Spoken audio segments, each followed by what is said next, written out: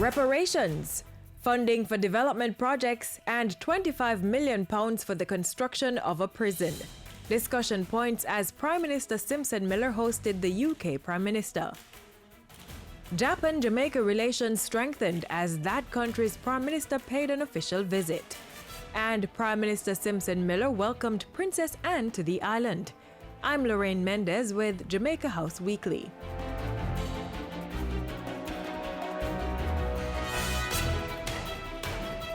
Prime Minister Portia Simpson Miller held bilateral discussions with British Prime Minister David Cameron during a two-day visit to the island last week.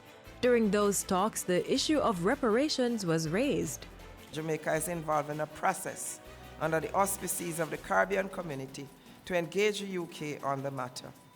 While we are aware of the obvious sensitivities involved, during the visit, Mr. Cameron announced that Jamaica would benefit from £360 million in development assistance to the Caribbean. £30 million of the amount would attract investments to the region, and another $30 million would help Caribbean hospitals become more resilient to natural disasters. The bulk of the money, £300 million, represents cash grants to fund infrastructure projects across the region. It was also revealed that the British government would be giving £25 million towards the building of a maximum security prison on the island. The money is part of a non-binding memorandum of understanding between the Jamaican and British governments. The government of Japan's steadfast commitment to Jamaica was again demonstrated today. Prime Minister Portia Simpson Miller speaking at Jamaica House Wednesday following bilateral talks with Japanese Prime Minister Shinzo Abe. Jamaica agreed to continue cooperation programs with Japan to include expanding the island's use of energy solutions. We agreed on both sides that there is ample space for the expansion and enhancement of our cooperation at all levels. We emphasized the importance of diversifying the trade and economic relationship between our countries, including an increase in exports of Jamaican products and services to Japan. Cooperation projects such as disaster risk reduction were also discussed. And Jamaica and Japan signed a $57 million cultural grant agreement to boost the services of the Institute of Jamaica. An academic information exchange MOU was signed between the University of the West Indies and Sophia University in Japan. On Thursday, Prime Minister Simpson Miller welcomed Her Royal Highness, the Princess Royal, also known as Princess Anne. The Princess Royal was on the island for the Caribbean Canada Emerging Leaders Dialogue, a program which helps emerging leaders develop their skills.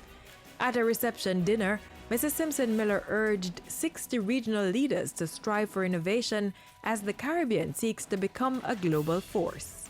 As government, as businesses, and as civil society organizations, we must place urgent emphasis on fashioning at every level dynamic 21st century Caribbean leadership with the global perspective and confidence to completely tackle and overcome the challenges we face.